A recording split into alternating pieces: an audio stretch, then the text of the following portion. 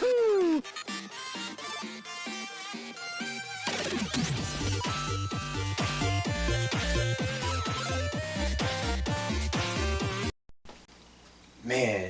oh man, Square Enix just killed it. Everybody did good today. Gotta say it was just so hype. Everything was just great. All these cool announcements, Final Fantasy Remake, let's get it started. Welcome to the E3 2019 Square Enix recap and reactions. Killer, kill it. Just, you see that Final Fantasy 7? If you did not see this, you gotta go watch this conference.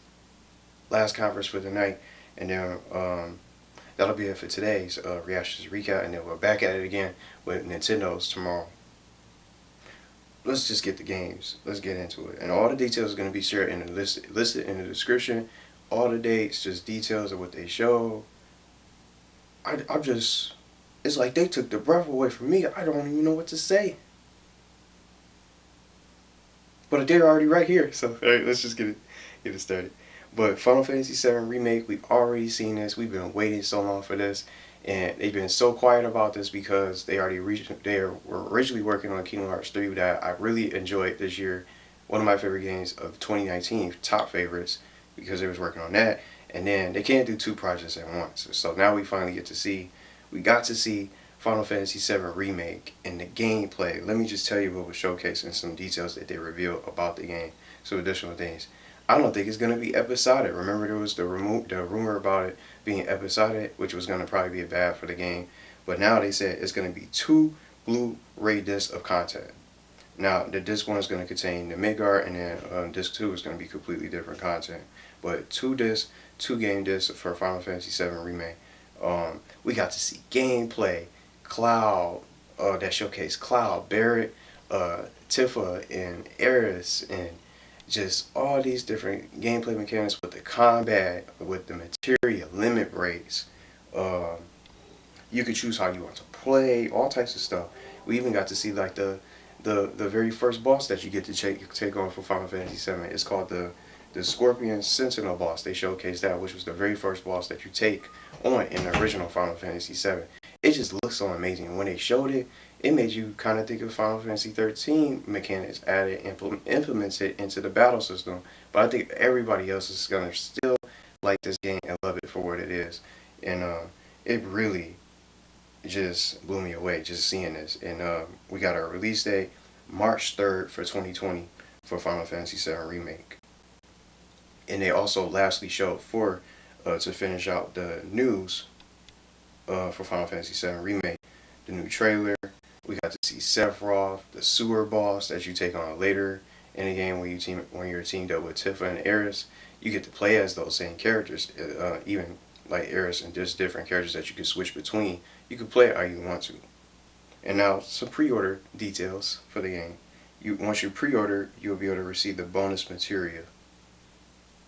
Receive bonus materia for the as a bonus content, and then they showcased I think a first class edition, just different rewards, different things that you can get. That it depends on what you decide to do with the editions of the game. But you got to check it out. It's the first thing that they showcased. They just dropped a bomb. That's how you kick off a conference. The next one is just a Life is Strange advertisement. I thought they were showcasing like a sneak peek of the next episode, something that was never before seen. But all they were doing was just talking about, they was just sharing like a trailer. It was like watching an advertising or a commercial of Life is Strange 2, basically. But now, just to talk about Life is Strange really quickly, these episodes have been taking a long time to come out with. Like, the newest episode is not till the next episode. Episode 4 is sometime in August, and then episode 5 is not until December. That's a long wait for this. But me personally, as good as this is, I still like the original Life is Strange. With Max and Chloe, that's still my favorite one, even though this is pretty good, but different with his powers and all. But this is just, I thought they were gonna really show something new here. So I think that was like my least favorite of this whole entire conference. Just the Life is Strange app. It's cool, as great as it is, it gets you excited. It's just, I guess it's probably just to get more players into the game. But I thought they was going to really show something special with it, like some sneak peek of never before seen things that's going on to get you guys ready for the next episode. A brand new Final Fantasy game, mobile, is called Final Fantasy Crystal Chronicles, set for winter 2019. Octopath Traveler, which is now available that you can download on Steam. The last Remnant remaster that looks really good. It's available today on a Nintendo Switch. Who saw that coming? That looks pretty good. And all these cool little RPGs. I love these type of games. Dragon Quest Builders 2, set for July 12th, 2019.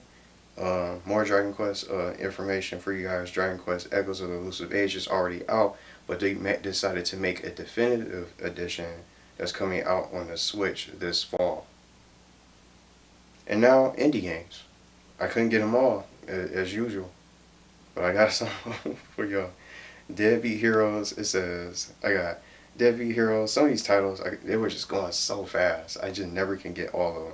I try to get them all, I try to write them all down, but Deadbeat Heroes, Forgotten End, Tokyo Dark, and then another game that was showcased after that was Circuit Superstars. But I don't think that's an indie game. It wasn't an indie game, but there was so many other games that they showcased with it that's coming soon. This next game was like Call of Duty. I was like, is this Modern Warfare? I can't believe it. Why would they show Call of Duty at Square Enix? Battalion 1944, available now on Steam. That's playable. It's like a first-person shooter. They had some of the guns, PPSH, some guns that you recognize from Call of Duty World War II, from that game alone. Next was announcement about Final Fantasy soundtracks that you could play that's now accessible. I love video game music. Some of my favorite, my all-time favorite music to listen to. I like all the other genres. I don't mind listening to any sort of song, whatever it is. But I love video game music. Final Fantasy is just one of the many games that has a great VGM, like video game music, OST, just soundtracks. So many just good soundtracks that you can listen to. From Kingdom Hearts, Spyro. I love all those different games with cool, catchy soundtracks. So they said that you can listen to these soundtracks on Spotify and many other platforms that's easier. Final Fantasy soundtracks are now easier to listen to. Now, some Kingdom Hearts news, that's all I was trying to see. Is this really going to be story DLC is my question. Is Kingdom Hearts 3 Remind DLC, where that features you playing as Riku and Aqua, but I don't think you can play with any other characters. I want to see some story DLC. I don't know if this is going to really be DLC. We're probably just going to be running solo with Riku, and then we would switch to Aqua and then back and forth between the two characters. This is not coming until winter of this year, winter 2019. But if I'm thinking DLC shouldn't be like a difficulty, because the difficulty should already be unlocked and accessible. Say you beat the game already, you finish the game. That tougher, more challenging difficulty should be ready to go as soon as you finish the game. It shouldn't be just wait months later and say, well, now you can play it on trial mode, or you could play it on an intense difficulty now. I don't think that's DLC. So I would like, if I'm thinking Kingdom Hearts 3 DLC, I want to go to a different world, another world that wasn't even existent, that doesn't even exist in the game.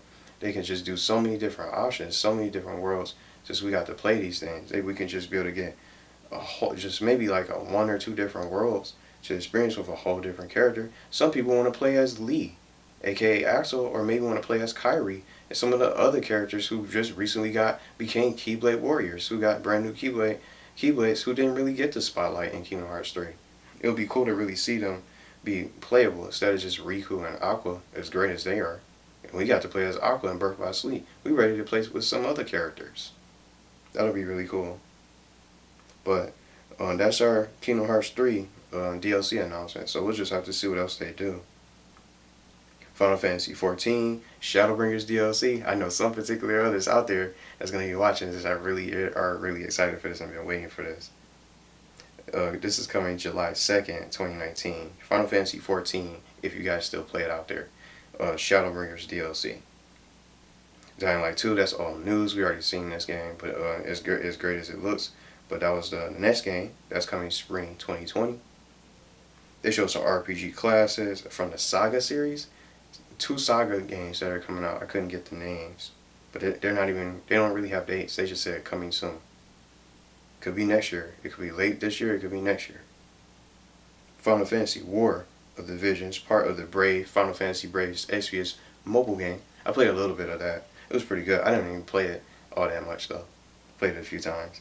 But they said that this new game, Final Fantasy War of Visions, is gonna be is already now in development. So no release date information there. There's also this game called Outriders that was one of my favorites that I really enjoyed. That comes summer 2020, and it's, I guess you could say, it's something different. It's a new IP. So you can head over to outriders.net to check it out. I'll link you guys in the description. This other game, Anunnaki, that looked really good. Something completely new by Square Enix. Set for August 22nd, 2019. And then, Final Fantasy VII wasn't the only remake that we got. So now we got Final Fantasy VIII getting remastered. But it doesn't compare to the remastered look of the Final Fantasy VII remake. This is just a remaster that's gonna look a little bit better than what it did from the back on the PS1. And this is coming this year, sometime this year on PS4, Xbox One, and I think one other platform. Or maybe it's just those two. But we got to finish the conference with Marvel's Avengers. The Avengers game. I wanted to really see this. I was really looking forward to seeing this. A good way to wrap it up. And they could have finished. They could have started with Marvel Avengers with the conference if they wanted to, and then finished out with Final Fantasy VII Remake. They could have did it any old kind of way that they wanted to. All these killer games. So Marvel's Avengers, May 15, 2020. I was hoping it would come out this year. I'm not even gonna lie. I was hoping to see it come out this year. So I want to play Marvel's Avengers after we got to see Endgame. So I want to play Marvel's Avengers this year. But we gotta wait till next year. But next year is already packed. This is just gonna add to the many other games that we already have set for 2020. Lots of them. Cyberpunk, just name them. Just even think about them. It's insane. The new Watch Dogs. It's crazy. So what we got to see, just to wrap up here from the Avengers, we got to see playable characters. You're not just playing, you don't just play as one character like Captain America. You get to play as Thor, Iron Man, Hulk, my favorite hero, one of my favorites, Captain America, Black Widow, and then some other information I managed to gather from watching. They're going to have a 4-player online co-op. I would love to play this with some of you guys out there. It would be a lot of fun. And switch out, take turns, take on, just battling and fighting for the world, to save the world. It's as if we already got to do that in Spider-Man from PlayStation 4. But now, we can just do it all over again as Avengers. Protecting the city. So they said every new hero that's going to be coming to this game is going to be free of charge at no additional cost. Guess what? No loot boxes, and then no pay to win content. That's going to be pretty sweet. That was amazing news. And then if you're on PlayStation early access, early beta access, and then you're gonna get PlayStation early beta access if you're on the PlayStation console. You're gonna be able to, consistent because of their partnership with PlayStation, and then we're also gonna get unique benefits. But they didn't share all the benefits and other stuff that we'll be able to get access to and other rewards outside of early beta access. That's cool. I'm satisfied with the beta access, but we're gonna get even more benefits. But they said they'll share that at a later date. But that was our conference. I love Square Enix conference today. It was amazing. They did way better than they did last year. Some of these other conferences did better than they did last year. And I'm hyped for Kingdom Hearts. But we need some story DLC. We don't need just a game mode for DLC and just throw them together. Let's get some other worlds out there. Let's get some other places that we can go. Some other worlds and movie tie-ins from Disney that we can probably run into. There's so many other movies out there. I would like to run into The Incredibles. That would be cool. How cool would that be? I don't know why they didn't do that yet. They can do that. They can do Cars, Incredibles. Just as a couple of examples that they could do. I would love to do that. Just imagine that. It would just be so much fun. Running into Frozone, Mr. Incredible, Miss Incredible, Dash, and just Violet. And Jack Jack. All those different Incredibles. They could really do that. That would be nice to see. Just so many different worlds and just DLCs they can come out with for Kingdom Hearts 3. But I personally really enjoyed it. I really liked this conference. I think this is one of the best ones today, if not the best. one of the best of the E3 2019. We got Nintendo tomorrow, so it's a good way to end it. So let me know what you guys think. I know some people's gonna be talking about the Marvel's Avengers and Final Fantasy VII Remake, and then especially Final Fantasy 14. I already know a couple of you guys that are gonna be excited for that. Been waiting and waiting and playing the game. I've been seeing some people just been playing it constantly, just waiting, grinding up their characters and making different classes to just be active on the game. And now you guys have DLC coming out next month to keep you guys even more occupied until they said this will keep you occupied until Final Fantasy VII Remake comes out next year. And then plus we already gonna get the Final Fantasy VIII Remaster, so that's another game for you guys to play as we wait for the Final Fantasy VII Remake for next year. But amazing games, a lot of good games today for all the shows. I'm looking forward to tomorrow. I love E3, and that's just like I said, it's a great time to be a gamer. So let me know what you guys think about the games, some of your favorite games that you guys are looking forward to. It's just so many good games coming out. I just can't even keep up.